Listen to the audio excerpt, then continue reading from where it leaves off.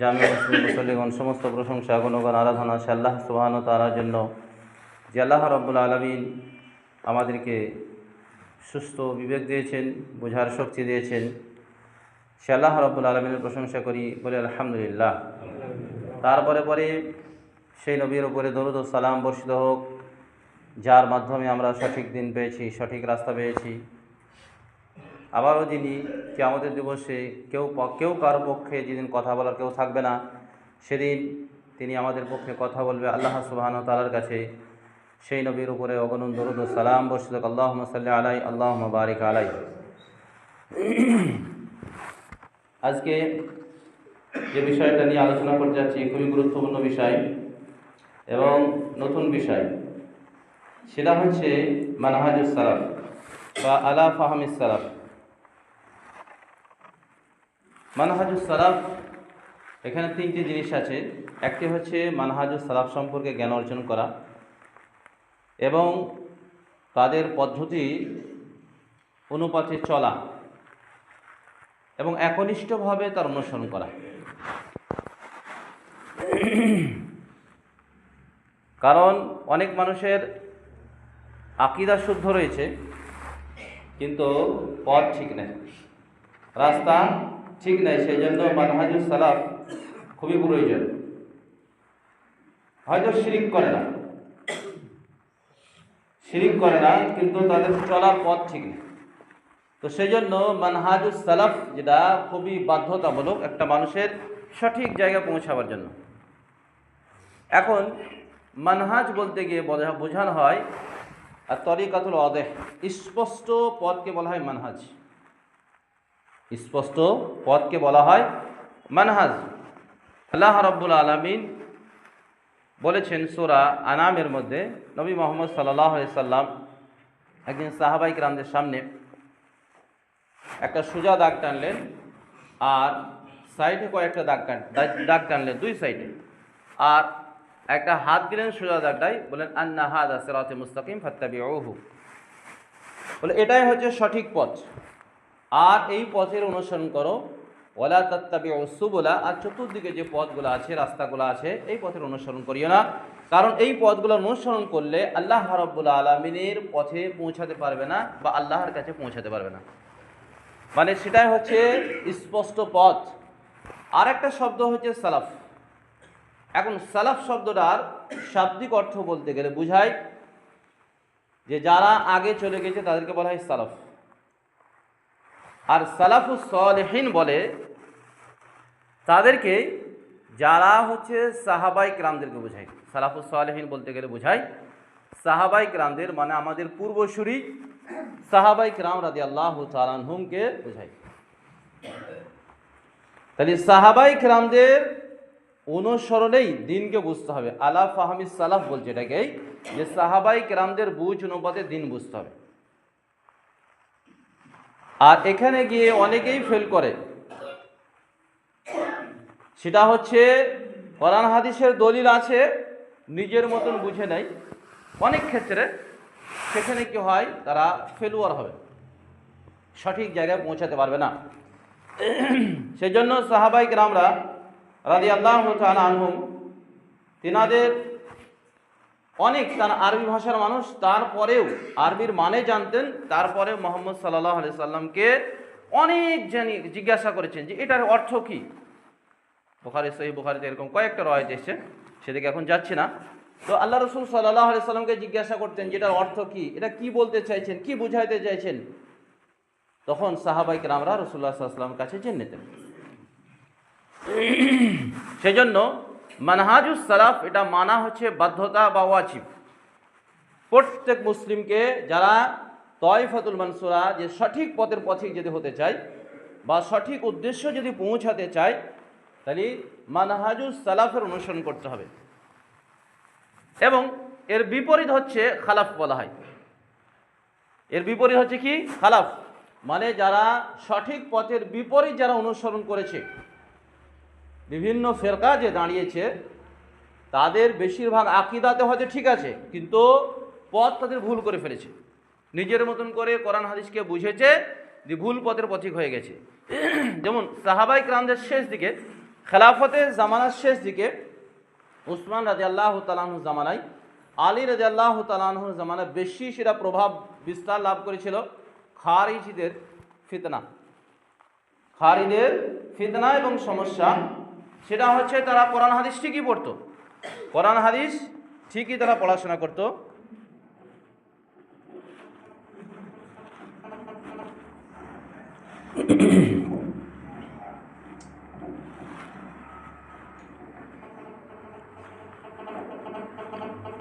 কোরআন হাদিস ঠিকই তারা পড়াশোনা করতো এবং তারা যে এলাকায় থাকতো সেই এলাকাতে গেলে কোরআনের আওয়াজ শুনতে পাওয়া যেত। কিন্তু আমিরুল মুমিনিন মুসলিমদের যারা খলিফা ছিল তাদের উপরে বিদ্বেষ ছিল, তাদের উপরে কি ছিল? বিদ্বেষ ছিল, এবং তাদের উপরে তাদেরকে নিয়ে বাড়াবাড়ি করত, এবং সেই জন্য তাকে বলছে খারেজি, মানে সালাফে সালেহিনদের যে আকীদা মানহাজ সেখান থেকে তারা বাইরে হয়ে গেছে। দ্বিতীয় পর্যায়ে যারা বাইরে গিয়েছিল তারা শিয়া। আলী রাদিয়াল্লাহু তাআলা আনহুকে নিয়ে এত বাড়াবাড়ি করতে করতে করতে আলী রাদিয়াল্লাহু তাআলা আনহুকে আল্লাহ বলেছিল কিছু লোক, আর কিছু লোক কি করেছিল? আলী রাদিয়াল্লাহু তাআলা আনহুকে মানে নবী বলতো। সেই জন্য তারা এখান থেকে শিয়া হয়ে গেছে, মানে শিয়া মানে গ্রুপ, শিয়া মানে আরবিদের দল, একটা গ্রুপ যারা হচ্ছে ইসলাম থেকে বাইরে হয়ে গেছে। আর সাহাবায়ে কেরামদের জামাতে তারাই থাকবে যারা সাহাবায়ে কেরামদের নীতির মধ্যে থাকবে, এবং তারা জান্নাতি। আর এটা প্রত্যেক মুসলিমকে মানা হচ্ছে ওয়াজিব বা ফরজ, কারণ দিন তাদের উপরেই অবতীর্ণ হয়েছে, তাদের সময়কালে তারা যেভাবে দিন বুঝেছে সেভাবে দিন বুঝতে হবে। কারণ অনেক ক্ষেত্রে বিবেক বা আকল যুক্তি এমন কিছু কথা বলে মনে হয় যে এটা মনে হয় শরীয়তের ভুল। যেমন হয় আমাদের বিবেক বলছে এই 10 বিঘি জমির মাথায় আসমানটা লেগে আছে, কিন্তু আসলে আসমান লেগে নেই। বিবেক এটা স্বাভাবিক বলছে যে দেখে মনে হচ্ছে আসমান লেগে আছে। আবার আলী রাদিয়াল্লাহু তাআলা আনহু থেকে একটা হাদিস রয়েছে, লাউ কানা হাযা দ্বীন বিরায়, যদি দিন আমার রায় মোতাবেক হতো তাহলে লামাসাহা আলাল আসফাল বা আলাল জাওরাব, তাহলে মাসা করতে হতো মুজা উপরের চাইতে নিচে মাসা করার উচিত ছিল। এটা আমার আকল বলছে, বিবেক বলছে। কিন্তু মুহাম্মদ সাল্লাল্লাহু আলাইহি সাল্লাম যেহেতু উপরে মাসা করতে বলেছেন তাই উপরে মাসা করতে হবে। তাহলে দিন বুঝতে হবে সাহাবায়ে কেরামদের নীতিতে। আল্লাহ রাব্বুল আলামিন বলেছেন ওয়াসাবিকুনা আল-আউয়ালুনা মিনাল মুহাজিরিন ওয়াল আনসার ওয়াল্লাযীনা তাবাউহুম বিইহসান রাদিয়াল্লাহু তাআলা আনহুম রাদওয়ান। যারা সাবিকুনা আল-আউয়ালুনা মিনাল মুহাজিরিন, মুহাজির এবং আনসারদের মধ্যে যারা অগ্রগামী, ওয়াল্লাযীনা তাবাউহুম বিইহসান, এবং যারা তাদের একনিষ্ঠভাবে অনুসরণ করবে। এই ইহসানের মানে হচ্ছে, ভালো করে শুনবেন, একনিষ্ঠভাবে যারা অনুসরণ করবে, রাদিয়াল্লাহু আনহুম ওয়া রাদওয়ান, আল্লাহ রাব্বুল আলামিন এই সাহাবায়ে কেরামদের প্রতি রাজি, এবং তাদের জন্য আল্লাহ রাব্বুল আলামিন জান্নাত রেডি করে রেখে দিয়েছেন। যালিকা হুল ফাউজুল আযীম। তাহলে সাহাবী তাদেরকেই বলা হয় যারা মুহাম্মদ সাল্লাল্লাহু আলাইহি সাল্লামের হাতে হাত দিয়ে ঈমান নিয়ে এসেছেন, এবং মুহাম্মদ সাল্লাল্লাহু আলাইহি সাল্লামের সাথে তারা থেকেছে এবং ঈমানের অবস্থায় মারা গেছে। কেউ হয়তো ঈমান নিয়ে এসেছে কিন্তু ইসলাম থেকে আবার বাইরে হয়ে গেছে, মুরতাদ হয়ে গেছে, তারা সাহাবী নয়। অথবা মুহাম্মদ সাল্লাল্লাহু আলাইহি সাল্লামকে দেখেছে কিন্তু ঈমান নিয়ে আসেনি, তারাও সাহাবী নয়। পরবর্তীকালে যদি ঈমান নিয়ে আসে তাকে তাবী বলা হয়। তাহলে সাহাবী তাদেরকে বলা হয় যারা মুহাম্মদ সাল্লাল্লাহু আলাইহি সাল্লামের হাতে হাত দিয়ে ঈমান নিয়ে এসেছে এবং মুহাম্মদ সাল্লাল্লাহু আলাইহি সাল্লামের সাথে সারা জীবন মৃত্যু পর্যন্ত ঈমানের অবস্থায় থেকেছে, এবং যাদের প্রতি আল্লাহ রাব্বুল আলামিন রাজি, এবং মুহাম্মদ সাল্লাল্লাহু আলাইহি সাল্লামও তাদের প্রতি রাজি ছিলেন। যখন মুহাম্মদ সাল্লাল্লাহু আলাইহি সাল্লাম মারা যান সমস্ত সাহাবীর প্রতি রাজি ছিলেন, এবং আল্লাহ রাব্বুল আলামিন তাদের প্রতি রাজি ছিলেন, আর তারাও আল্লাহ রাব্বুল আলামিনকে নিয়ে রাজি ছিলেন। তারা হচ্ছে সাহাবী, আর তাদের জন্যই আল্লাহ রাব্বুল আলামিন জান্নাতকে কি করেছেন? রেডি করে দিয়েছেন। তারাই জান্নাতে যাবে নিশ্চিতভাবে। এখানে কোনো সন্দেহ নেই যে সাহাবায়ে কেরাম জান্নাতে যাবে না, এরকম কোনো সন্দেহ নেই। বাকি সাহাবায়ে কেরামদের জামানায় বেশ কিছু ঘটনা ঘটেছে সেখানে সাহাবী শব্দ ব্যবহার করা হয়নি। জিহাদের ময়দানে জিহাদ করতে গেছে, এখন আত্মহত্যা করে মারা গেছে, তার ক্ষেত্রে সাহাবী ব্যবহার করা হয়নি। তার বলছে রাজুলুন বা রিজালুন, কিছু মানুষ, কোন একটা মানুষ এই ঘটনা ঘটেছে, এই কাজ করছিল, এরকম ভুল পথে চলে গেছে, তখন তার ক্ষেত্রে রাজুলুন শব্দ ব্যবহার করছে, সাহাবী শব্দ ব্যবহার করা হয়নি। তো সাহাবী হচ্ছে তারাই যাদের প্রতি আল্লাহ রাব্বুল আলামিন রাজি এবং তারাও আল্লাহর প্রতি রাজি ছিলেন এবং আল্লাহ রাব্বুল আলামিন তাদের জন্য জান্নাতকে রেডি করে রেখেছেন। আর তাদের সাথে সাথ দিলে যদি একনিষ্ঠভাবে, আল্লাহ রাব্বুল আলামিন কোরআনে এই কথা বলছেন ওয়াল্লাযীনা তাবাউহুম বিইহসান, পরবর্তী লোকেদেরও সালাফে সালিহিন হওয়ার সুযোগ আছে। সেটা হচ্ছে সাহাবায়ে কেরামদের যারা একনিষ্ঠভাবে অনুসরণ করবে, তাদের আকীদার ক্ষেত্রে, তাদের আমলের ক্ষেত্রে, তাদের চলাফেরার ক্ষেত্রে, সামাজিক লেনদেনের ক্ষেত্রে যদি সাহাবায়ে কেরামদের একনিষ্ঠভাবে অনুসরণ করে, তাহলে তারাও সাহাবায়ে কেরামদের সাথে জান্নাতে থাকবে। এই আয়াত আল্লাহ রাব্বুল আলামিন সূরা তাওবার এই আয়াত এই কথাই বোঝাতে চাইছেন। কিন্তু অনুসরণটা একনিষ্ঠের সাথে হতে হবে। দ্বিতীয় হচ্ছে আল্লাহ রাব্বুল আলামিন সূরা নিসায় বলেছেন ওয়া ইউশাকিকার রাসূল মিন বা'দি মা তাবায়্যানাল হুদা ওয়া ইয়াত্তাবি' গায়রা সাবিলিল মুমিন নুওয়াল্লিহি মা তাওয়াল্লা ওয়া নুসলিহি জাহান্নাম। আল্লাহ বলেন যারা হিদায়াত এবং দলিল স্পষ্ট হয়ে যাওয়ার পরে মুমিনদের পথ ছাড়া অন্য যার পথ অনুসরণ করবে, অন্য কারো যদি পথ অনুসরণ করে, তাহলে তারা যে পথে চলতে চাইবে আল্লাহ বলছেন তাদের সেই পথকে সহজ সরল করে দেওয়া হবে। যে পথে তারা যেতে চাইবে সেই পথকে সহজ এবং সরল করে দেওয়া হবে, তবে তাদের বাসস্থান হবে জাহান্নাম, যা খুবই থাকার জন্য নিকৃষ্ট। সূরা নিসা 115 নম্বর আয়াত। তাহলে আল্লাহ রাব্বুল আলামিন এখানে ওই কথা বোঝাতে চাইছেন যে মুমিনদের পথ, এক নম্বর গ্যারান্টেড মুমিন তারা হচ্ছে সাহাবা। সাহাবারা হচ্ছে কি মুমিন, এখানে কোনো সন্দেহ নেই। এবং সাহাবায়ে কেরামদের প্রতি আল্লাহ রাব্বুল আলামিন রাজি ছিলেন এবং নবী সাল্লাল্লাহু আলাইহি ওয়াসাল্লাম রাজি ছিলেন। বাকিদের হচ্ছে তারা কোন হালাতে মরবে এটা কেউ জানে না, আল্লাহ ছাড়া কেউ জানে না। মরণের সময় যে একটা মানুষ সারা জীবন নামাজ পড়ছে ইমানদার, ইমানদার মানুষ নামাজ পড়লে যে ইমানদার হতো তা বলছি না, ইমানদার মানুষ, পরহেজগার মানুষ, সব তার ইমানি কাজ করে, মৃত্যুর সময় সে ইমান অবস্থায় মরছে কিনা এটা একটা বিষয়। দ্বিতীয় হচ্ছে তার যে ইমান সেটা সাহাবায়ে কেরামদের মতন ইমান কিনা, এটা একটা বিষয়। তাহলে সাহাবায়ে কেরামদের অনুসরণ বলতে মুমিনদের পথ ছাড়া অন্য পথ অনুসরণ করলে তাদেরকে, তারা যে পথে চলতে চাইবে সেই পথের সহজ বা সরল করে দেওয়া হবে, তবে তাদের জন্য বাসস্থান হবে কি জাহান্নাম। আল্লাহ রাব্বুল আলামিন সূরা তাওবাতে আরো বলেছেন ইয়া আইয়ুহাল্লাযীনা আমানু তাকুল্লাহ, এই ঈমানওয়ালারা, এই ঈমানদাররা তোমরা আল্লাহকে ভয় করো, ওয়া কুনু মা'আস সাদিকিন, এবং সত্যবাদীদের সাথে থাকো। সূরা তাওবার 100 নম্বর আয়াত। যে সত্যবাদী বলতে গেলে এখানে সাহাবায়ে কেরামদেরকে বোঝানো হয়েছে, সত্যবাদী বলতে গেলে সাহাবায়ে কেরামদেরকে বোঝানো হয়েছে। তাহলে সাহাবায়ে কেরামদের সঙ্গে থাকার কথাই আল্লাহ রাব্বুল আলামিন বলেছেন, অন্য কারোর সাথে থাকার কথা বা অন্য কার অনুসরণ করার কথা আল্লাহ রাব্বুল আলামিন বলেন।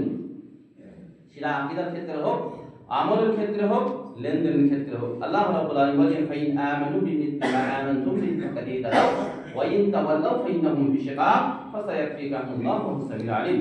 বলছে ফাইন আমানু, তারা যদি তোমাদের মতো ঈমান নিয়ে আসে, ইহুদি খ্রিস্টানরা অথবা পরবর্তী লোকেরা যদি তোমাদের মতো ঈমান নিয়ে আসে, ফাকাদ ইহতাদাও, তারা সুপথ পাবে, তারা হিদায়াত পাবে, সঠিক পথ পেয়ে যাবে তারা।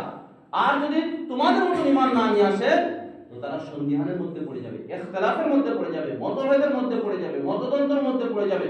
আল্লাহ রাব্বুল আলামিন তোমার জন্য যথেষ্ট। মুহাম্মদ সাল্লাল্লাহু আলাইহি ওয়াসাল্লাম আল্লাহ রাব্বুল আলামিন লাস্টে সান্ত্বনা দিয়ে বলছেন যে আল্লাহই হচ্ছে তোমার জন্য যথেষ্ট।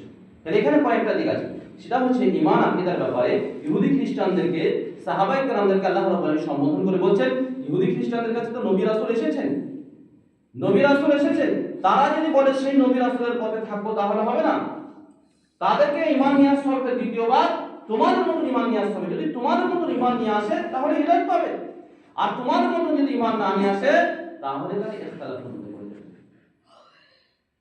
মতভেদের মধ্যে পড়ে যাবে, বিভিন্ন সমস্যার মধ্যে পড়ে যাবে, যেটা এখন আমরা দেখতে পাচ্ছি। দ্বিতীয় হাদিসগুলো আপনারা শুনেছেন, আরো সুনানের বইয়ে আছে, আবু দাউদ, তিরমিজি, নাসাঈ, ইবনে মাজাহ সব হাদিসে হাদিসগুলো রয়েছে। রাসূলুল্লাহ সাল্লাল্লাহু আলাইহি ওয়াসাল্লাম বলেছেন যে আমার উম্মত 73 ভাগে বিভক্ত হবে। কি হবে? 73 ভাগে বিভক্ত, কুল্লুহুম ফিন্নার, সবাই জাহান্নামে যাবে। ইল্লা ওয়াহিদা, একটা ব্যতীত। সাহাবায়ে কেরামদের আল্লাহ রাসূল সাল্লাল্লাহু আলাইহি ওয়াসাল্লাম সাহাবায়ে কেরাম জিজ্ঞাসা করলেন, মা হিয়া, সেই একটি যে দল জান্নাতের তারা কারা? তো রাসূলুল্লাহ সাল্লাল্লাহু আলাইহি ওয়াসাল্লাম বললেন, মা আনা আলাইহি ওয়া আসহাবি, আমি এবং আমার সাহাবী যে পথে আছি সেই পথে যারা থাকবে তারা জান্নাতে যাবে। তাহলে এখানে সাহাবায়ে কেরামদেরকে ধরা হয়েছে। আল্লাহ রাসূল সাল্লাল্লাহু আলাইহি ওয়াসাল্লাম নিজের কথা বলেননি যে আমি এবং আমার সাহাবারা যে পথে আছি সেই পথে যারা থাকবে, আকীদাগত দিক দিয়ে, ঈমানগত দিক দিয়ে, আমলগত দিক দিয়ে, লেনদেনগত দিক দিয়ে তারা জান্নাতে যাবে। মানে একবারে যারা সফল কাম হবে, প্রথম সারি যারা জান্নাতে যাবে তারা।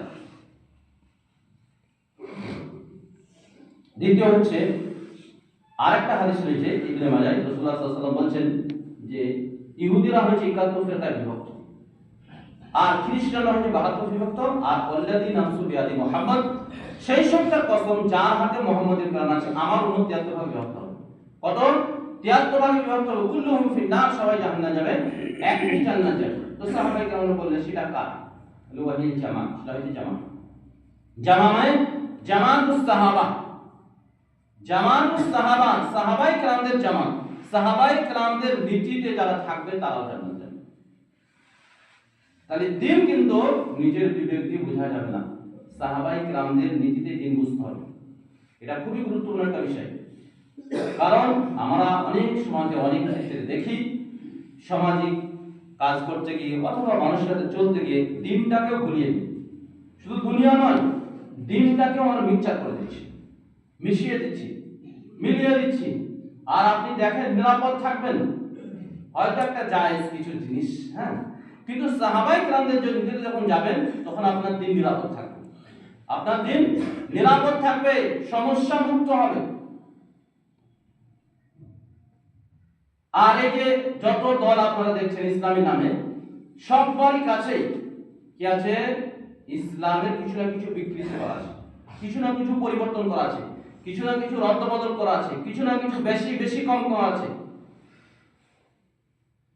তারাই হচ্ছে সঠিক পথে আছে যারা সাহাবায়ে কেরামদের নীতিতে দিন বুঝতে চায়। এটা ব্যক্তি বিশেষ হতে পারে, এলাকা বিশেষ হতে পারে, সমাজ বিশেষ হতে পারে। যার ভিতরে সেটা থাকবে এই বৈশিষ্ট্য, সেই হচ্ছে তাইফাতুল মানসুরা, সঠিক একটা দল। লা তাকুমু সাআহ, আল্লাহ রাসূল সাল্লাল্লাহু আলাইহি ওয়াসাল্লাম বলেন যে কিয়ামত ততক্ষণ পর্যন্ত কায়েম হবে না যতক্ষণ পর্যন্ত একটি দল সঠিক পথে থাকবে, লা তাদুরুহুম মান খালাফুম, তাদের যারা বিরোধিতা করবে তারা কিছুই ক্ষতি করতে পারবে না। তারা কি করবে? কিছুই তারা ক্ষতি করতে পারবে না, তারা সঠিক পথেই থাকবে কিয়ামত পর্যন্ত, যতদিন পর্যন্ত কিয়ামত না হচ্ছে। মানে কিয়ামতের আগে পর্যন্ত, কিয়ামতের যে বড় বড় নিদর্শন আছে তার আগে পর্যন্ত। কারণ সেই দলটা থাকলে তখন কিয়ামত হবে না, আর যখনই সেই দলটা বা সেই লোকগুলো যখন থাকবে না তখন কিয়ামত চলে আসবে। আর সেটা হচ্ছে কি? সাহাবায়ে কেরামদের নীতির উপরে থাকা। সাহাবায়ে কেরামদের ব্যাপারে আল্লাহ রাসূল সাল্লাল্লাহু আলাইহি ওয়াসাল্লাম বিশেষ করে মুহাজির এবং আনসার, এই দুই শ্রেণীর সাহাবী, মুহাজির বলা হয় তাদেরকে যারা দ্বীনকে রক্ষা করার জন্য, দ্বীনকে বাঁচানোর জন্য সব তারা ছেড়ে দিয়ে মদিনায় চলে এসেছিলেন আল্লাহ রাব্বুল আলামিনকে সন্তুষ্ট করার জন্য। অন্য কোনো উদ্দেশ্য ছিল না, একমাত্র আল্লাহকে সন্তুষ্ট করার জন্য। মক্কায় যখন তাদের জন্য দ্বীন মানা খুবই কঠিন এবং জটিল হয়ে গেল, তখন মক্কা থেকে মদিনায় চলে আসলেন। আর আনসার তাদেরকে বলা হয় যারা দ্বীনের খাতিরে ওই লোকগুলোর সহযোগিতা করেছিলেন, সহযোগিতা করেছিলেন, এমন ভাবে সহযোগিতা করেছিলেন। বেশ কিছু হাদিস এই বুখারী মুসলিম আসছে, কিছু সাহাবী তো বলেছিলেন যে আমাদের অর্ধেক সম্পদ তোমাদেরকে দিলাম, নিয়ে নাও। কিছু সাহাবী নিয়েছিলেন আর কিছু সাহাবী নেননি। কিছু সাহাবী বলেছিলেন আমাকে বাজার দেখে দেন, বাজারে ব্যবসা করব। কিছু সাহাবী এমন ছিলেন বলে আমাদের দুটো স্ত্রী আছে, একটাকে আমরা তালাক দিচ্ছি, আপনারা বিবাহ করবেন। কারণ অনেকের স্ত্রী তাদের সঙ্গে আসেনি। এরা হচ্ছে মুহাজির, আনসার, এদেরকে আল্লাহ রাব্বুল আলামিনের প্রতি রাজি, এদের প্রতি আল্লাহ রাব্বুল আলামিন সন্তুষ্ট আছে। দ্বিতীয় হচ্ছে আরো বিশেষ কিছু সাহাবী, সেটা হচ্ছে বদরে যারা অংশগ্রহণ করেছিলেন, বদরের যুদ্ধে, প্রথম যুদ্ধে, ইসলামের প্রথম যুদ্ধে যারা অংশগ্রহণ করেছিলেন, তাদের ব্যাপারে আল্লাহ রাব্বুল আলামিন বলেন কাদ গাফারতু লাকুম মা শি'তুম, তোমরা যা ইচ্ছা তাই করো, তোমাদের সমস্ত গুনাহ মাফ করে দেওয়া হয়েছে। কারণ তাদের ঈমানের পরীক্ষা নেওয়া হয়েছে। যেটা সূরা মুজাদালাতে আল্লাহ তাআলা, সূরা হুজরাতে আল্লাহ রাব্বুল আলামিন বলেছেন যে তাদের ঈমানের পরীক্ষা নিয়ে নেওয়া হয়েছে। এবং তাদেরকে আল্লাহ রাব্বুল আলামিন ইখতিয়ার দিয়ে দিয়েছেন, তোমরা যা ইচ্ছা তাই করো, তোমাদের সব গুনাহ মাফ করে দেওয়া হয়েছে। 313 জন অথবা 319 জন এরকম মতো সাহাবী বদরের যুদ্ধে অংশগ্রহণ করেছিলেন। আল্লাহ রাব্বুল আলামিন তাদের বিশেষ একটা মর্যাদা বা সম্মান দিয়েছেন, আর সেই দিকেই আল্লাহ রাব্বুল আলামিন তাদের অনুসরণ করেছেন। এবং আল্লাহ রাসূল সাল্লাল্লাহু আলাইহি ওয়াসাল্লামকে লা তাসুবু আসহাবি, তোমরা আমার সাহাবীদেরকে গালি দিও না, আমার সাহাবীদেরকে খারাপ ভালো মন্দ কিছু বলবে না, উল্টো পাল্টা কিছু ভাষা ব্যবহার করবে না। কারণ যদি তোমরা উহুদ পাহাড় সমান সোনা খরচ করো আর আমার সাহাবীরা এক মুদ অথবা নসিফাহু তার অর্ধেক যদি কম খরচ করে, মা সাওয়াহু তার সমকক্ষ হবে না, তার সমান হবে না। বিশেষ করে মক্কা ফাতার আগে, মক্কা জয় হওয়ার পূর্বে যে সমস্ত সাহাবায়ে কেরাম ইসলাম কবুল করেছিলেন, যারা ইসলাম কবুল করেছিলেন এবং ইসলামের উপর অটল ছিলেন, তাদের ব্যাপারে আল্লাহ রাসূল সাল্লাল্লাহু আলাইহি সাল্লাম এই ভাষা ব্যবহার করেছেন যে তাদের এত মর্যাদা, এত সম্মান আল্লাহ রাব্বুল আলামিনের কাছে। এবং বিশেষ করে আবু বকর রাদিয়াল্লাহু তাআলা আনহুর এত সম্মান, এত মর্যাদা যে নবীদের পরে তার সম্মান, নবীদের পরে তার স্থান হবে, তার মর্যাদা হবে। সেই জন্য সাহাবায়ে কেরামদের নীতিতে কি করতে হবে, দিন বুঝতে হবে। অন্য কোনো নীতিতে যদি দিন বোঝা হয় তাহলে পথভ্রষ্ট হবে, পথ হারিয়ে ফেলবে। আল্লাহ রাসূল সাল্লাল্লাহু আলাইহি ওয়াসাল্লাম বলেছেন, তারাকতুকুম আলাল বাইদা, আমি তোমাদেরকে স্পষ্ট পথে রেখে যাচ্ছি, লাইলুহা কানাহারিহা। তাহলে ইসলামে শুধু নীতি বলে দেওয়া হয়নি, পথটাও দেখিয়ে দেওয়া হয়েছে। সাহাবায়ে কেরাম পথ দেখিয়ে দিয়েছেন সব ক্ষেত্রে। অনেক ক্ষেত্রে আমরা দেখছি বেশি হিতাকাঙ্ক্ষী দেখাচ্ছে, কি করতেন, বেশি হিতাকাঙ্ক্ষী দেখা যায়। বলে সাহাবায়ে কেরামদের চাইতে বেশি হিতাকাঙ্ক্ষী কে ছিল? আবু বকরের চাইতে বেশি হিতাকাঙ্ক্ষী কে ছিল? মুহাম্মদ সাল্লাল্লাহু আলাইহি ওয়াসাল্লামের চাইতে মানুষের হিতাকাঙ্ক্ষী কে ছিল পৃথিবীতে? এমন কোন মানুষ এসেছে যে মুহাম্মদ সাল্লাল্লাহু আলাইহি ওয়াসাল্লামের চাইতে বেশি হিতাকাঙ্ক্ষী হতে পারছে, বেশি মানুষের উপকার করেছে, বেশি আল্লাহর দ্বীনের উপকার করেছে, বেশি সমাজের কল্যাণ করেছে? পৃথিবীতে এমন মানুষ জন্ম হয়নি, আর হবেও না। তারপরেও আমরা মনে করি অনেক ক্ষেত্রে যে আমরাই হয়তো বেশি হিতাকাঙ্ক্ষী দেখাচ্ছি। না, কখনোই না। মুহাম্মদ সাল্লাল্লাহু আলাইহি সাল্লাম যেভাবে দেখিয়েছেন, সাহাবায়ে কেরাম যেভাবে দেখিয়েছেন, সেইভাবে যদি আপনি মানেন, সেইভাবে যদি চলেন, তাহলে আপনার ঈমান, আপনার দ্বীন, আপনার ইসলাম নিরাপদে থাকবে। যদি সেভাবে না মানেন তো মনে করেন যে আমি অনেক ভালো কিছু করলাম, কিছুই হবে না। অনেক ভালো কিছু করলাম, উপকার কিছুই হবে না। কারণ ভালো সব কল্যাণ মুহাম্মদ সাল্লাল্লাহু আলাইহি সাল্লাম বলে গিয়েছেন। ইবনে মাজাহ কিতাবুল ফিতানে হাদিস রয়েছে, আল্লাহ রাসূল সাল্লাল্লাহু আলাইহি সাল্লাম বলেন যে এমন কোন বিষয় আমি বাদ দিচ্ছি না যেটা কি করবে, তোমাদেরকে জাহান্নামে নিয়ে যাবে। এমন কিছু বিষয় আমি বলতে বাদ দিচ্ছি না যে তোমাদেরকে জাহান্নামে নিয়ে যাবে, সেই কাজটা করলে আমি বাদ দিচ্ছি না, সব কিছু বলে যাচ্ছি। এমন কিছু আমি বলতে বাকি রাখছি না যেটা যে তোমাদেরকে জান্নাতে নিয়ে যাবে। সব আমি স্পষ্টভাবে বলে দিচ্ছি, সবটাই বলে দিচ্ছি যে যে কাজটা করলে জান্নাতে যাবে, যে কাজটা করলে জাহান্নামে যাবে, সব আমি স্পষ্টভাবে বলে দিচ্ছি। তাহলে অন্তর যদি ব্যাকা হয়, অন্তর যদি সোজা না থাকে, তাহলে দিন কিন্তু মানতে পারা যাবে না। কারণ তখন মানে যুক্তি দেখাবে, লজিক দেখাবে, বিভিন্ন সমস্যা খারাপ করবে, এই হবে, ওই হবে, এমন হতে পারে, তমক হতে পারে, এগুলো মানুষ দেখায়, এগুলা মানুষ দেখিয়ে থাকে, অভিযোগ নিয়ে আসে, হাজার অভিযোগ নিয়ে আসে। আর অভিযোগ কোনোদিন কি হবে, সমাধান হবে না। আপনি জীবনে যতদিন মানুষ থাকবে সমস্যা আছেই, সমস্যা আছেই। এখন আপনি সমাধান কোথায় চাচ্ছেন? সমাধান আপনি কোন জায়গা থেকে চাচ্ছেন? সাহাবায়ে কেরামদের নীতিতে যাচ্ছেন, আল্লাহ রাসূল সাল্লাল্লাহু আলাইহি ওয়াসাল্লামের নীতিতে যাচ্ছেন, না আপনি নিজের বিবেককে অগ্রাধিকার দিচ্ছেন, না সমাজের মানুষকে অগ্রাধিকার দিচ্ছেন, না আর কাউকে আর অন্য কোনো নীতিকে অগ্রাধিকার দিচ্ছেন? এটাই হচ্ছে বড় ফ্যাক্ট। তাহলে সমস্ত মানুষের একটা চলার পথ আছে, কথা বুঝতেছেন? সবারই হচ্ছে চলার পথ আছে, যেটাকে মানহাজ বলছে, সবারই আছে, সমস্ত কিছুর আছে। এমনকি পশুদের একটা চলার পথ আছে, মানহাজ আছে। এখন আপনার বা আমাদের চলার পথটা কি হতে হবে, সেটাই হচ্ছে সাহাবায়ে কেরামদের নীতিতে মানতে হবে, তবে দিন মানা হলো, নাহলে দিন মানা হলো না। আর এই যে 72 ফিরকা যে বাহির হয়েছে, অনেকের আকীদা শুদ্ধ আছে, কিন্তু বললাম এখন এটা ঘটনা যেটা বললাম, খারিজে তাদের আকীদা শুদ্ধ, তারা কোনো শিরক করতো না, কোনো শিরক করতো না। তাদের মধ্যে বললাম না, সব সময় কোরআন পড়তো, তারপরেও তারা ইসলাম থেকে বাইরে হয়ে গেল। কেন? যে তারা বাড়াবাড়ি করতে শুরু করলো, বাড়াবাড়ি করতে শুরু করলো। মুরজিয়ারা কেন বার হয়ে গেল? শৈথিল্যবাদী, এরা ছাড়াছাড়ি করতে লাগলো যে আরে যা করো তাই করো, কোনো সমস্যা নেই, হ্যাঁ গুনাহ কিছু হবে না, ঈমান তো নিয়ে এসেছি, অসুবিধা নেই, করো। তারা বাইরে হয়ে চলে গেল এখান থেকে। তো আমাদের যত এখানে মুসলিমরা দেখছেন, হ্যাঁ, আমাদের যে মুসলিম সমাজগুলো দেখছেন বেশিরভাগ মুরজিয়া, শৈথিল্যবাদী, যে না এটা ছাড়ো, ওটা ছাড়ো, ওটা ছাড়ো, ওটা ছাড়ো, হ্যাঁ, এই ছাড়তে ছাড়তে ছাড়তে সবই ছাড়বে। তাহলে মানহাজ এটা নয় যেটা সাহাবায়ে কেরামদের নীতির বাইরে যারা চলে গেল।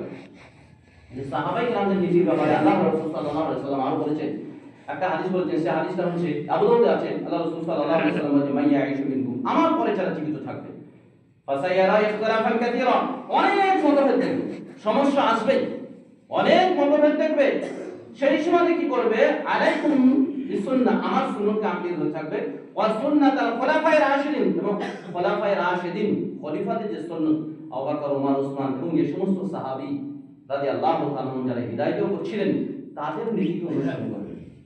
ওয়া ইয়াকুল মুহদাসাত, নতুনত্ব কাজ করা থেকে দূরে থাকবে, ইসলামের নামে নতুনত্ব করা থেকে বেঁচে থাকবে। কারণ প্রত্যেক নতুনত্ব কি করবে, মানুষকে পথভ্রষ্টতার দিকে নিয়ে চলে যাবে। প্রত্যেক নতুনত্ব কি করবে, মানুষকে পথভ্রষ্টতার দিকে নিয়ে যাবে, আর প্রত্যেক পথভ্রষ্ট মানুষকে জাহান্নামে নিয়ে যাবে। তাহলে নতুনত্ব করা থেকে বেঁচে থাকতে হবে। দ্বিতীয় হচ্ছে সাহাবায়ে কেরামদের নীতিকে আমাকে অনুসরণ করতে হবে, তাহলে ইনশাআল্লাহ দিন নিরাপত্তা থাকবে। যদি সাহাবায়ে কেরামদের নীতি না অনুসরণ করতে পারি তাহলে কারো দিন নিরাপত্তা নয়, আর তারা তয়ফাতুল মানসুরা বা সঠিক দলের অনুসারী তারা কিন্তু হতে পারবে না। বিভিন্ন দিক থেকে তারা বিভ্রান্তি শিকার, কেউ বড় বিভ্রান্তি শিকার হতে পারে, কেউ ছোট হতে পারে, কার আকীদাতে গোলমাল হতে পারে, অথবা কার আমলে গোলমাল হতে পারে যদি সাহাবায়ে কেরামদের নীতি না মানে, অথবা কারো লেনদেনে গোলমাল হতে পারে। আছে এগুলো আছে। এই যে যত এটা আহলে হাদিসের মসজিদ যত আছে, দুই চার ঘরের কথা বলছি, বাকি মাযহাবিদের কথা আমি তো ধরেই না, মাযহাবিদের কথা ধরেই না। ওরা তো আকীদাতে এদের গোলমাল আছে। ওরা আল্লাহ রাব্বুল আলামিন নামের কি করে তাবিরাত করে, আলেমরা করে, অপব্যাখ্যা করে। এই যে আহলে হাদিস নামে যত সমাজ আছে এদের কথা বলি, এত যে বেনামাজি কেন? সাহাবায়ে কেরাম কি বেনামাজি ছিলেন? কোন সাহাবীকে বলেন বেনামাজি? ফরজ নামাজ, আর বলছে আমরা কি আহলে হাদিস? কোন সাহাবীকে বেনামাজি বলেন? আবার সাহাবী আবার বেনামাজি, এটা পুরোপুরি পাবেন না। দ্বিতীয় হচ্ছে কোন সাহাবীর স্ত্রীকে পাবেন না যে বেপরদাশীল।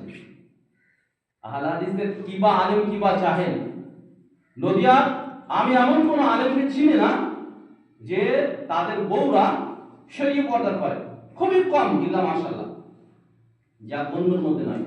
বাড়িতে পর্দা আছে, বাইরে পর্দা আছে, বাড়িতে পর্দা নাই। ওগুলো তো ফরজ, এগুলো তো আল্লাহ রাব্বুল আলামিন তার রাসূল সাল্লাল্লাহু আলাইহি ওয়াসাল্লাম ফরজ করেছেন, বাধ্য করেছেন।